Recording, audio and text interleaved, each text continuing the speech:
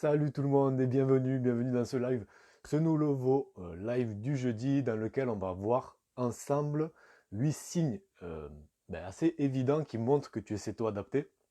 Donc la céto-adaptation, pour faire un petit rappel de savoir ce que c'est très simple, c'est quand ton corps est de nouveau capable d'utiliser le gras à 100%. Donc c'est vraiment un état métabolique qui apporte des tas et des tas de bienfaits. Donc avant de commencer, je vous invite simplement à mettre un petit like ou un petit truc pour me dire que le son est ok, que l'image est ok. Donc on va attendre que les gens se connectent un peu. N'hésitez pas à mettre un petit pouce en l'air, simplement pour me dire que le son est bon, que l'image est bonne, que vous me voyez bien. Alors je vais juste régler un petit peu ça. Hop, on va voir là, les choses sont nickel. Donc comme je disais, on va voir ensemble 8 signes de céto-adaptation pour que vous puissiez savoir si vous êtes céto-adapté ou pas, ce qui est super important. Petite nouveauté, lors des lives maintenant, à chaque fois, il y aura un petit concours. Donc je vais vous inviter simplement à partager ce live et à me mettre en commentaire que vous l'avez partagé. Vous le partagez soit sur votre profil perso, soit sur d'autres groupes que ça pourrait intéresser. À gagner un petit livre de recettes que j'ai mis sur pied. Donc je choisirai deux gagnantes ou deux gagnants parmi les personnes qui auront partagé. Donc je vous invite vraiment à partager ce live, à mettre un petit commentaire comme quoi vous avez partagé. Et je tirerai au sort d'ici quelques jours deux gagnantes chaque semaine pour ce petit livre de recettes cétogène. Donc je sais que ça peut intéresser pas mal de monde, donc ça peut être sympa si ça vous dit de participer. Donc pour ceux qui me découvrent, je m'appelle François Bellé, j'ai 39 ans, j'ai perdu plus de 15 kilos grâce à l'alimentation cétogène et au jeûne intermittent. Et depuis maintenant à peu près 2 ans, j'enseigne tout ça à différentes personnes que je coach via un club privé, des fois que je peux accompagner aussi de manière un peu plus personnalisée, hein, d'accord. Donc si tu me découvres, je te souhaite la bienvenue ici et on va attaquer tout de suite ce live par ce que c'est être céto-adapté exactement. Je t'en parlais juste un petit peu au début, mais je vais faire un petit rappel. En gros, quand tu commences une alimentation cétogène, le but, c'est que ton corps ne tourne plus sur le sucre, mais sur les graisses, d'accord. Plus particulièrement sur les cétones, d'accord. C'est en fait ton foie qui va métaboliser les graisses pour produire des cétones, et ces cétones sont utilisées par ton corps pour, comme carburant, pour fonctionner tout simplement. Et le gros avantage, c'est que ce nouveau carburant est beaucoup plus propre que le sucre, et t'apporte une énergie beaucoup plus grande. D'accord. Maintenant, pour arriver à un état, ce qu'on appelle de céto-adaptation, il faut quelques temps. D'accord. Tes cellules ont tellement l'habitude de tourner sur le sucre depuis des dizaines d'années que du coup, c'est un peu, c'est pour lui un petit peu nouveau, quoi. Donc oui, il peut utiliser les cétones pour fonctionner, mais il a perdu l'habitude. D'accord.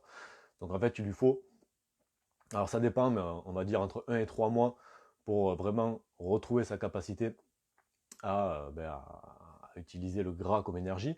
Et plus on avance en utilisant, plus on le pousse à faire ça, plus il l'utilise de manière, de la meilleure des manières, et plus les bienfaits qu'on va voir dans cette vidéo se font ressentir. D'accord. Donc, juste avant de commencer, je vous invite à partager ce live, tout simplement si vous voulez remporter un des deux livres de recettes que j'enverrai à deux personnes qui auront partagé ce live. Vous mettez un petit partage en commentaire quand c'est fait, et je tirerai deux personnes au sort. Alors c'est parti pour le premier signe de céto-adaptation. C'est très simple, c'est que tu vas être capable de sauter un repas, voire deux, sans même ressentir la faim. D'accord. C'est-à-dire que, tu n'as peut-être pas l'habitude de faire du jeûne intermittent, moi je conseille d'en faire, mais il y a plein de gens pour qui c'est compliqué, donc il n'y a pas de problème. Le fait de devenir céto-adapté, en fait, ton appétit va tout simplement baisser, ok, ce qui est tout à fait normal. L'alimentation cétogène apporte aussi ça, une meilleure régulation de toutes les hormones qui gèrent l'appétit, que ce soit la gréline, que ce soit la leptine ou d'autres hormones.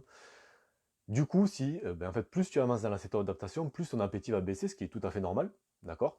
Et du coup, tu vas te rendre compte que tu n'as plus besoin de manger autant qu'avant. Donc si vraiment tu te rends compte que tu arrives à sauter, je sais pas, ton petit-déj et ton repas de midi pour manger que dans l'après-midi et que ça t'a posé absolument aucun problème, que tu n'as pas du tout ressenti de différence, tu n'as même pas peut-être pensé, ça c'est un super signe de céto-adaptation. Deuxième signe, tu n'as plus de fringales. Mais quand je dis fringales, c'est des fins, tu vois, des fins urgentes à satisfaire. Tu sais, parfois, c'est sûr que ça t'est déjà arrivé. Tu es en train de te promener dans la rue, c'est, je sais pas, 10h du matin ou 14h, bon, pas du tout aux heures de repas. Tu passes devant une boulangerie, une pâtisserie, peu importe, tu sens une odeur. Et là, voilà, ça te prend un peu comme ça et tu te dis, mais il faut que je mange un truc. Et en fait, tu vas penser qu'à ça jusqu'à ce que tu aies mangé quelque chose, quoi. D'accord? C'est vraiment, et bon, généralement, c'est plutôt des trucs très sucrés qu'on va aller chercher. Bonjour Anne. Donc, c'est voilà, quand je te dis de faim urgente, de faim comme ça, c'est vraiment ça. Tu vois, quand vraiment ça te prend au trip et tu te dis, il faut que je mange un truc, même si en fait, il n'y a pas faim. C'est plus une espèce d'envie irrépressible. Donc ça disparaît totalement avec la céto-adaptation. Donc si tu te rends compte qu'au bout d'un certain temps, tu te dis, ben ouais, ça fait longtemps que j'ai pas eu ce type de fringale, c'est aussi certainement que tu es céto-adapté et que ben, tu es carrément sur la bonne voie. Numéro 3, signe numéro 3, c'est que tu n'as plus d'envie irrépressible de sucre. D'accord? Donc c'est un petit peu un rapport avec l'autre. Mais bon, voilà, on est vraiment sur on va dire sur le goût sucré. C'est-à-dire que, ben, je sais pas, tu peux tout à fait finir un repas sans note sucrée. Tu peux, ben, je sais pas, si tu vas manger chez des amis et on te propose un dessert, ben, tu vas tout simplement pas spécialement en avoir envie. Tu vas peut-être en manger un tout petit peu, vraiment. Mais en fait, ça va enfin voilà, tu n'auras plus cette envie, tu vois, de sucre qui peut prendre aussi un peu au trip comme ça. Ça, pareil, c'est ben, un signe d'adaptation qui est évident, quoi. Voilà, vraiment, le sucre ne te fait plus envie. Avant de passer au numéro 4, je t'invite simplement à partager ce live. J'organise un petit concours, ça sera comme ça pour tous les lives maintenant. Tu peux gagner un petit livre de recettes que j'ai créé, que des recettes cétogènes qui sont super avec des macros, voilà, des macros parfaites. Donc j'invite simplement à partager ce live, que ce soit sur ton mur ou ben, sur différents groupes où tu peux être, qui peuvent, voilà, sur la santé, sur la perte de poids, etc. Tu me mets un petit commentaire, partage, ou j'ai partagé, ou c'est bon François, j'ai partagé. Comme ça, je saurai que tu l'as fait et tu pourras faire partie des 2 personnes que je tirerai au sort pour leur envoyer chaque semaine ben, pour leur envoyer ce petit livre de recettes. Voilà, il y aura un concours par semaine, tout simplement. Allez, on va passer au signe numéro 4, c'est que tu n'as plus envie d'alimentation riche en graisse, tu as plus envie d'alimentation riche en graisse que riche en sucre. D'accord? En gros, c'est si tu prends le petit-déj, tout simplement, peut-être qu'avant, tu étais plutôt, on va dire, tartine de Nutella, ok, ou vraiment ou un chocolat chaud ou un truc comme ça, ben, tu vas te rendre compte que tu auras plus envie de te faire des œufs avec du bacon, par exemple, d'accord, ou de l'avocat. En fait, le fait d'avancer vers la cétoadaptation, ton corps, plutôt d'être en demande de sucre, va être clairement en demande de gras, quoi. Vraiment, ça va te donner envie, tout simplement. Ça aussi, excellent signe de cétoadaptation. Honnêtement, quand vous en êtes là, que vous avez ce type de ressenti, là, vous êtes vraiment... moi, ça m'arrive, mais ça arrivait au bout d'un certain moment.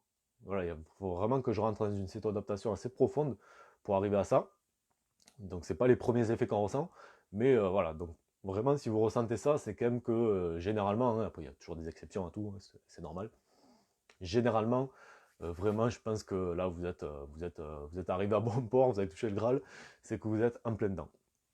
Signe 5, et j'en ai fait une vidéo il n'y a pas très longtemps, quand j'étais sorti de cétose, quand j'étais parti en République tchèque. J'ai voulu faire le test de savoir si ma céto-adaptation avait été touchée ou pas. Et du coup, j'avais fait de l'endurance, j'avais fait une course d'endurance. Moi qui suis pas du tout endurant à la base, c'est vraiment un truc en plus qui m'ennuie extrêmement de courir comme ça à une allure modérée pendant des heures. C'est un truc je trouve qu'il n'y a rien de plus ennuyant au monde, bon, c'est mon cas. Et c'est vraiment quelque chose, avant que j'adopte une alimentation cétogène, des fois je me force à le faire. Franchement, au bout de 10-20 minutes, j'en pouvais plus, quoi. C'était pas du tout mon truc, j'étais pas endurant du tout. Et du coup, j'ai fait le test en rentrant donc, de mon voyage où j'avais fait des écarts. Du coup, j'étais sorti complètement de ma cétose et j'étais revenu rapidement. Du coup, je me suis fait un test, j'étais parti en salle de sport et je me suis dit, bon, ben, je mets le tapis de course, je me mets à 6-7 km/h et je vois combien de temps je dure. Et là, j'ai couru 1 heure facilement, quoi, sans ressentir aucune fatigue, sans ressentir. En fait, en me sentant bien, et j'étais là, je me disais, mais putain, mais je pourrais continuer encore 1 heure de plus, quoi, sans problème. Bon, il fallait que je retourne travailler, donc j'ai arrêté. Mais en gros, voilà, simplement pour dire que ce signe-là, le signe numéro 5, c'est l'endurance. C'est avoir l'impression qu'on peut courir à l'infini. Alors, pas courir de manière intense, hein, pas taper des sprints, mais courir de manière modérée où tu vas pouvoir discuter. Tu vois, si tu cours avec quelqu'un, tu vas être un petit peu essoufflé, mais ça va pas t'empêcher de parler avec quelqu'un. Tu vois, tu vas un petit peu transpirer, mais pas trop. Donc vraiment être sur le niveau endurance. quand tu es céto-adapté, on a l'impression que c'est sans fin en fait. Pourquoi? Parce que en fait, quand tu es dans ce type d'effort-là, c'est le gras qui est utilisé en priorité. Donc vu que toi, tu es céto-adapté, que tu as des cétones disponibles à foison, hein, voilà, en fait ton corps c'est très bien utilisé, donc en fait tu peux courir, tu peux courir, tu peux courir comme ça pendant des heures sans à aucun moment sentir que tu as un fléchissement en énergie. C'est d'ailleurs pour ça qu'il y a beaucoup de marathoniens, de trailers qui passent sur l'alimentation cétogène parce que même si au début ils ont une perte en performance, au bout de quelques semaines ils retrouvent leur perf, puis en plus ils gagnent le fait de ne plus avoir cette espèce de mur énergétique que le sucre provoque, quoi. Donc voilà, super signe de céto-adaptation, endurance infinie, voilà, si vraiment en plus si vous êtes sportif, vous verrez que ça c'est assez génial et assez impressionnant. Signe 6, c'est grande énergie et grande clarté mentale. Ça c'est pareil, moi c'est des trucs que je préfère. C'est le fait de ne plus avoir du tout, comment dire, ne plus se sentir dans le. Alors, je sais plus, hein, les Américains disent le mental fog, le brouillard mental, tu vois. Parce que, je sais pas si tu vois cet état-là, certainement. C'est quand tu es un petit peu. Voilà, tu vois, le matin, typiquement, que tu te lèves et qu'il te faut 1 heure avant que quelqu'un puisse te parler. Parce que tu es, voilà, tu es pas bien réveillé, tu as, voilà, ton. Clairement, tu vois cet état-là. Bon, ça, une fois que tu es s'auto-adapté, ça arrive plus. Généralement, moi, je dors 6-7 heures par nuit. Avant, si j'avais pas mes 8 heures de sommeil, je me levais avec des yeux comme ça et énormément de mal à commencer la journée. Aujourd'hui, ça c'est fini. Mais en fait, je dors suffisamment, peut-être 6-7 heures par nuit, quelque chose comme ça. Puis je me lève et en fait, dans les 30 secondes qui suivent, c'est bon, je suis opérationnel, quoi. C'est assez hallucinant. Et tout au long de la journée, c'est pareil. C'est grande clarté mentale, c'est-à-dire que j'arrive à me concentrer, mais comme jamais, quoi. Vraiment, en plus, moi, je le couple avec du jeûne intermittent, donc ça décuple encore l'effet. Mais vraiment, je suis au travail, je suis capable de faire des tas de choses en même temps, à garder une concentration énorme toute la journée, à avoir une productivité énorme. Et voilà, quand on en est là aussi, c'est un excellent signe de cette adaptation. J'espère pour vous que vous expérimentez ce genre de choses, parce que vraiment, ça change la vie, quoi. Vraiment, ce genre de truc, avoir une énergie comme ça, au top toute la journée, être capable de se concentrer comme ça. Vraiment, moi, ça a changé ma vie, clairement. Ça me permet de mener un tas de projets de front sans perdre de motivation, sans me dire que c'est trop difficile. Enfin voilà, c'est juste génial. Donc il nous reste 2 signes à voir. Je rappelle simplement qu'il y a un petit livre de recettes à gagner, un petit livre de recettes cétogènes à gagner. Il y en a même 2, donc il y aura 2 gagnantes. Je vous invite simplement à partager cette vidéo et à me mettre un petit commentaire comme quoi vous avez partagé juste en dessous, comme ça je vois que vous avez participé. Et je tirerai au sort 2 personnes pour remporter ce mini-livre de recettes. J'espère que ça vous fera plaisir d'ailleurs, je pense que c'est quelque chose qui intéressera pas mal de monde. Signe numéro 7, c'est énergie constante toute la journée. Donc dans le signe numéro 6, je te parlais d'une grande énergie ainsi que de clarté mentale. Là, c'est vraiment le truc que même après un repas, donc tu vas te faire un petit repas cétogène normal, tu vas pas avoir de ressenti, tu vois, où toute la journée ça fait ça, quoi. D'accord? Généralement, quand on est un brûleur de sucre, c'est ce qui se passe. Dès que vous faites un repas, bon, franchement, c'est l'heure de la sieste juste après, qu'on a trop envie de dormir. C'est un petit peu léthargique, il faut peut-être 1 heure et demie avant de retrouver un petit peu d'énergie. Très très très désagréable sensation, vraiment c'est assez horrible. Vous le connaissez tous et toutes, hein, c'est sûr et certain. Moi, c'est vraiment quelque chose. À la base, j'ai commencé à pratiquer le jeûne intermittent, donc il y a quasiment 10 ans maintenant, à cause de ça. Parce que j'en avais assez tous les après-midi de me retrouver à avoir envie de dormir. Alors que moi, j'avais envie d'être productif, j'avais envie de faire plein de trucs. Et à cause de ça, voilà, enfin, bon, bref, c'était vraiment le truc qui m'a un petit peu poussé à m'intéresser à tout ça. Donc avec la céto-adaptation, ça n'arrive plus, ça arrive même avant la céto-adaptation, déjà vous connaissez ça, même quand vous n'êtes pas complètement dans une céto-adaptation profonde, quand vous commencez à expérimenter ne serait-ce que la cétose, ce genre de truc, ça arrive dans les premiers signes, quoi. Vraiment avoir une énergie constante toute la journée, ne plus avoir de coups de barre, ça c'est juste, voilà, c'est juste parfait. Et enfin, dernier signe, alors j'ai tout noté, tu es plus souvent de bonne humeur, moins stressé. Et j'ai noté, c'est difficile à expliquer. C'est vrai que c'est difficile à expliquer. Je saurais pas dire vraiment pourquoi ça arrive. Mais quand on le vit, ceux qui sont acéto-adaptés ou qui l'ont été, ils savent de quoi je parle. Tout est plus. Alors c'est certainement dû au fait que notre énergie est toujours au même niveau, etc. Mais ben, je me sens toujours de bonne humeur en fait. C'est à 99% du temps. Et ben, je ressens beaucoup moins le stress. Enfin bref, voilà, de manière générale, je me sens bien. Voilà. Donc ça, c'est vraiment aussi un signe.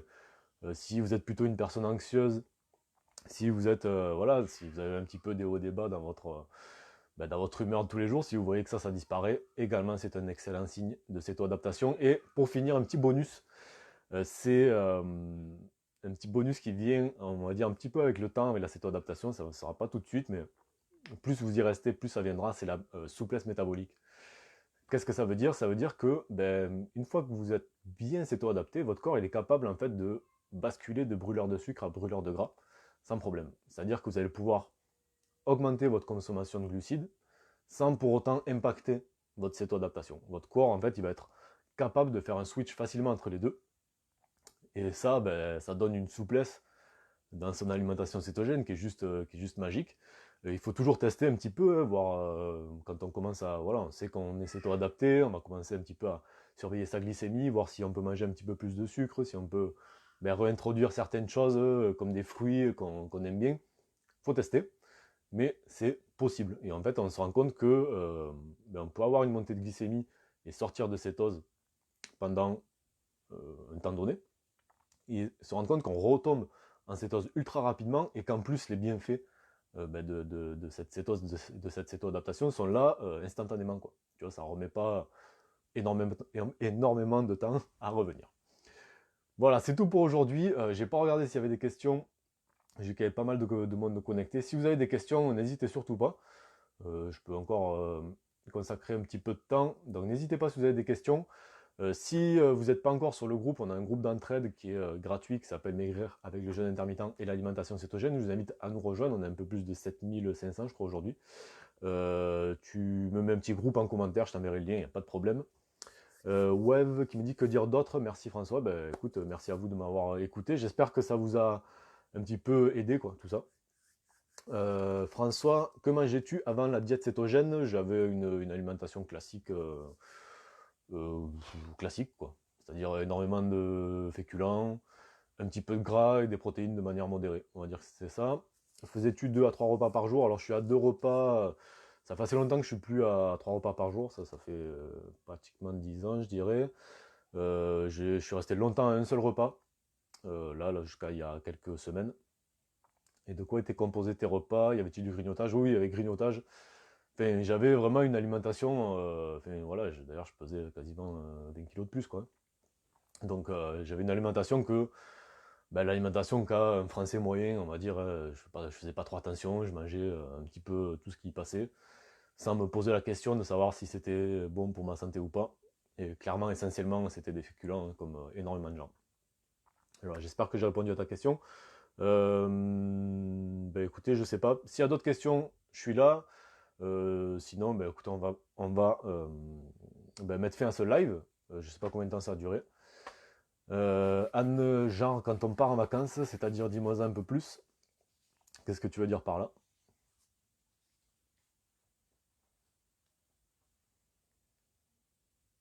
Si tu parles peut-être que de rester assez tôt quand tu pars en vacances, je sais pas si c'est ça que tu veux savoir.